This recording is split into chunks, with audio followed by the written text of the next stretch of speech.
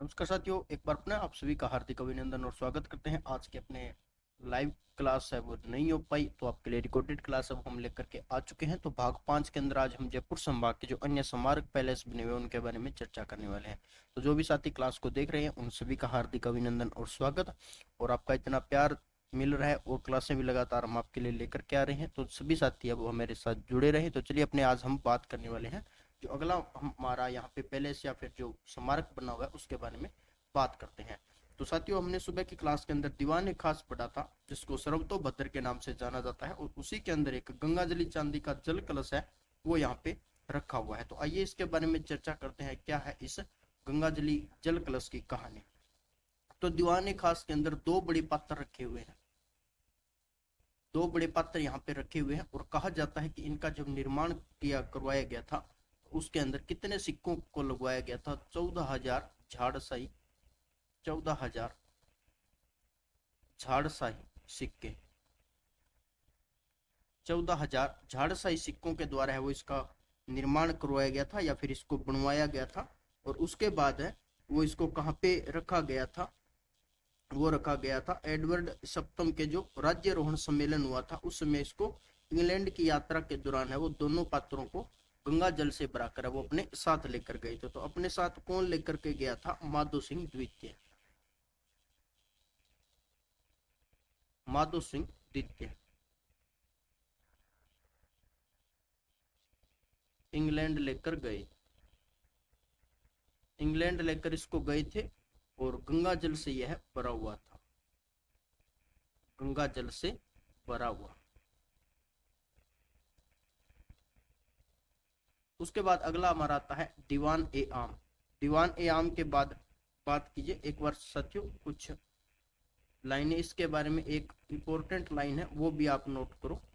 और जो गंगाजली कलश है वहीं जहां पे इसको रखा गया है वहीं पे जो स्वाई माधो सिंह प्रथम थे, स्वाई माधो सिंह प्रथम,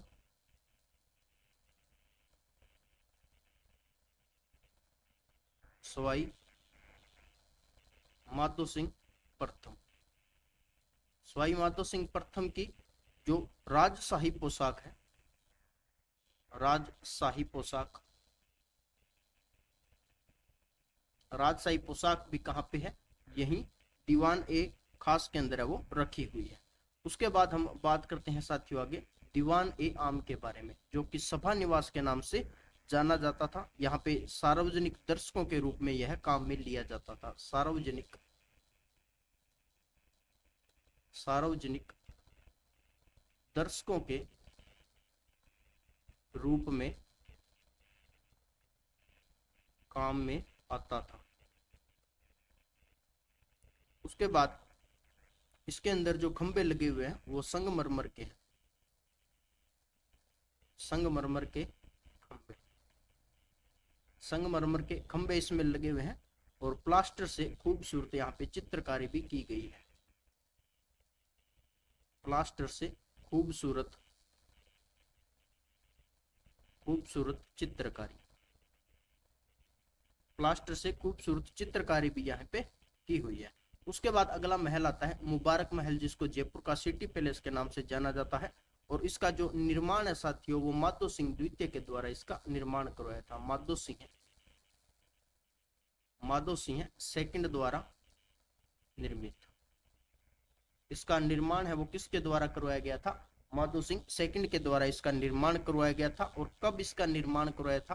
तो वो करवाया था साथियों 1900 ईस्वी के अंदर, 1900 ईस्वी में इसका निर्माण करवाया गया था और अपने अतिथियों के लिए इसका निर्माण करवाया था, अतिथियों के ठहरने की व्यवस्था, जो भी इनके अतिथि आते थे उनकी बैठने के लिए या फिर उनकी जो ठहरने की व्यवस्था थी वो कहाँ पे की गई थी? मुबारक महल जयपुर के अंदर है वो की गई थी। और यह जो भवन बना हुआ है वो कितना मंजिला भवन है? 2 मंजिला भवन है, 2 मंजिला भवन। और अन्य उसकी खासियत क्या है साथियों? इसमें मुगल, मुगल शैली प्लस राजपूत शैली, मुगल शैली, राजपूत शैली और यूरोपीय शैली,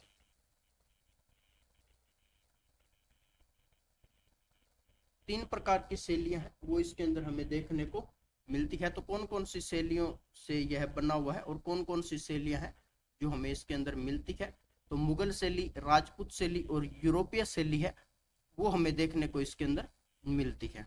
उसके बाद हम जो भूतल पे संग्रहालय बना हुआ है, भूतल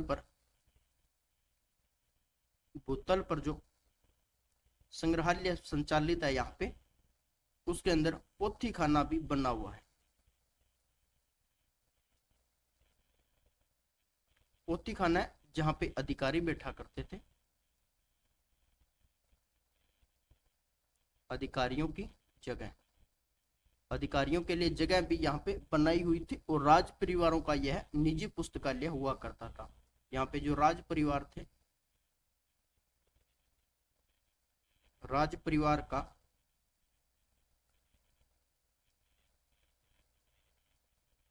निजी पुस्तकालय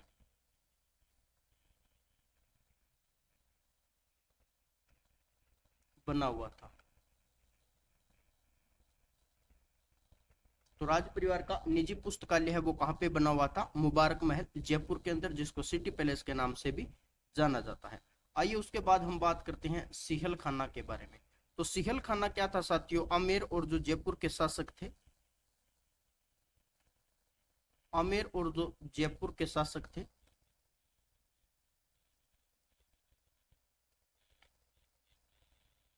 के द्वारा जो इस्तेमाल किए जाने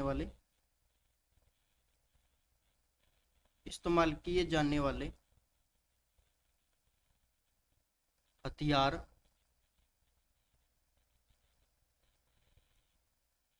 और बंदूकें, हेलमेट आदि का प्रदर्शन है वो सिहल खाना, जिसको आर्म्स एंड आर्मर गैलरी के नाम से भी जाना जाता है। तो यहाँ पे जो भी इनके सैनिक थे, उनके जो हेलमेट है, भाला हो गया, उनकी जो ड्रेसेज हैं, उनके जूते थे और जो इनके हाथ पे जो सुरक्षा के लिए जो बंद यूज किए जाते थे, उन सभी का निर्माण और उनकी सभी की जो प्रदर्शनी थी उसको सिहल खाना के नाम से है वो जाना जाता है। और सिहल खाना है वो जयपुर संभाग के अंदर बना हुआ था। उसके बाद अगला एक चौक आता है साथियों, जिसको हम प्रीतम निवास चौक के नाम से जानते हैं। प्रीतम निवास चौक है वो सिटी पैलेस का अंदरूनी चौक है, सिटी पैलेस का अंदरूनी चौक, सिटी पैलेस का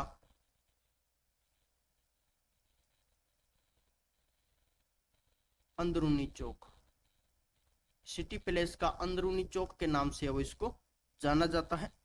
और किस प्रकार से यहां तक पहुंचा जा सकता है? जो चंद्र महल बना हुआ है, जो अपने जयपुर के अंदर चंद्र महल पड़े थे, यदि आप चंद्र महल तक जाना चाहते हो तो आपको प्रीतम निवास चौक से होकर गुजरना पड़ेगा।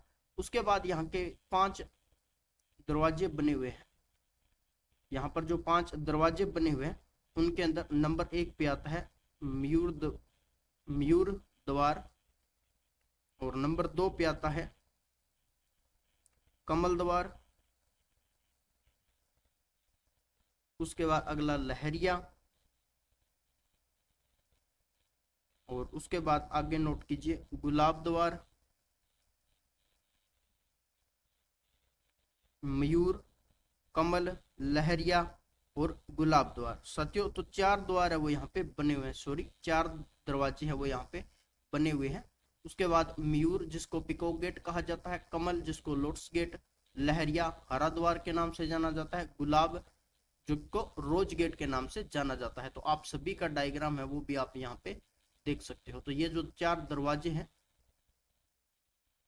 4 दरवाजे जो शाही महल के अंदर आपको प्रवेश करने के लिए इन दरवाजों से गुजरना पड़ेगा। यदि आप चंद्र महल की ओर प्रवेश करते हैं तो चंद्र महल के अंदर जाने के लिए आपको प्रीतम निवास चौक से जाना पड़ेगा, और प्रीतम निवास चौक पे यह 4 मुख्य दरवाजे हैं वो बने हुए हैं।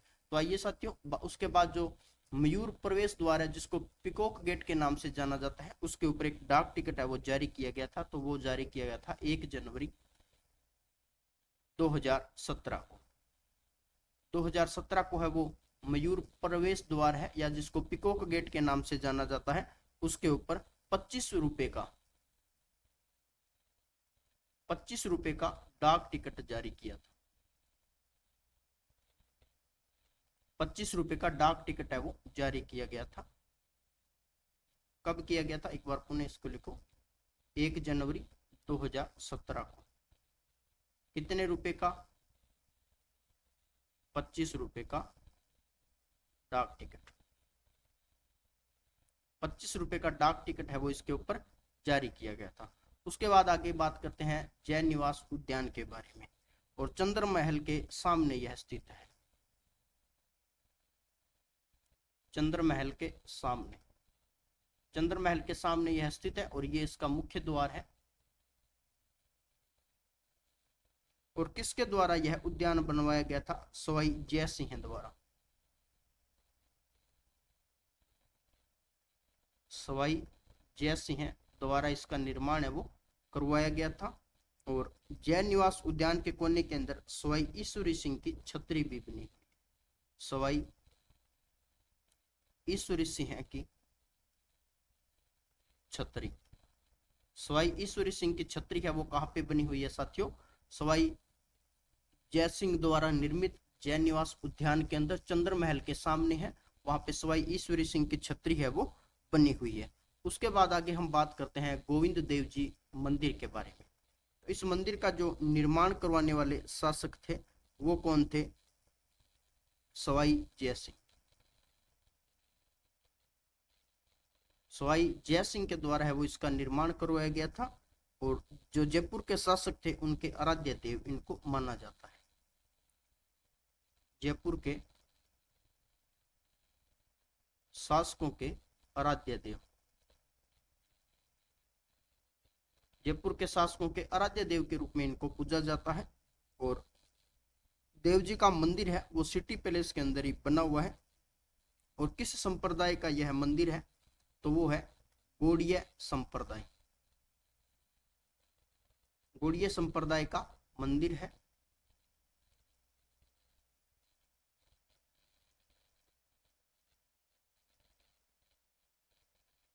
और इसी सिटी पैलेस के अंदर अपने एक घंटाघर भी बना हुआ है, एक घंटाघर, घंटाघर भी बना हुआ है।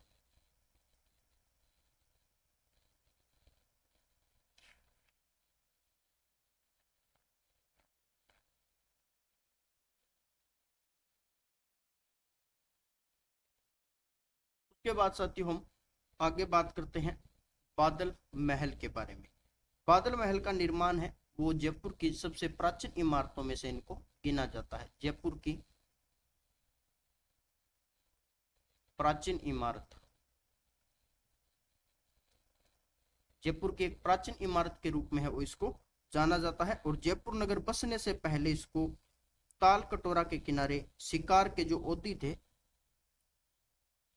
जिनको महाराज सवाई जय सिंह के विस्तृत और परिष्कृत कर इसे बादल महल का नाम से संबोधित किया था। जयपुर की सबसे प्राचीन इमारत के रूप में इसको जाना जाता है। और जयपुर नगर के बसने से पहले इसको ताल कटोरा के किनारे जो शिकारी जो ओदी था उस नाम से इसको जाना जाता है। और सवाई जय सिंह के द्वारा है, जो सवाई जय सिंह थे उनके द्वारा इसको विस्तृत और जो वर्तमान स्वरूप है वो दिया गया था। तो वर्तमान स्वरूप की बात कीजिए तो किसने दिया था, सवाई जय सिंह ने। सवाई जय सिंह के द्वारा है वो इसको वर्तमान स्वरूप दिया गया था।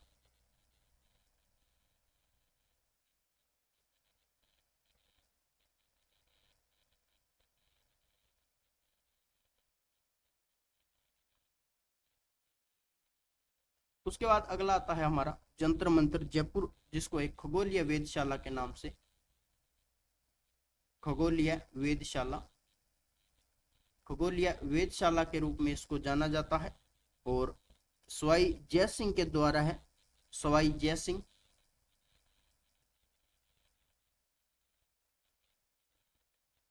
सवाई जय सिंह के द्वारा 1724 से 1734 ईस्वी के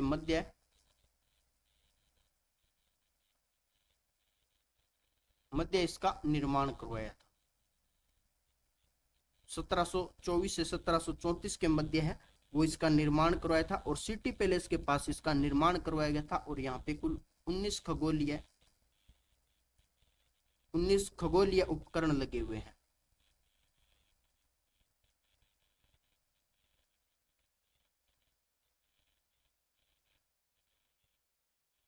तो चलिए साथियों, आज की क्लास को यहीं पे समाप्त करते हैं और मिलते हैं आपको कल शाम 8 बजे की क्लास के साथ। तो आप सभी साथियों को जय हिंद, जय भारत। हंसते रहिए, मुस्कुराते रहिए।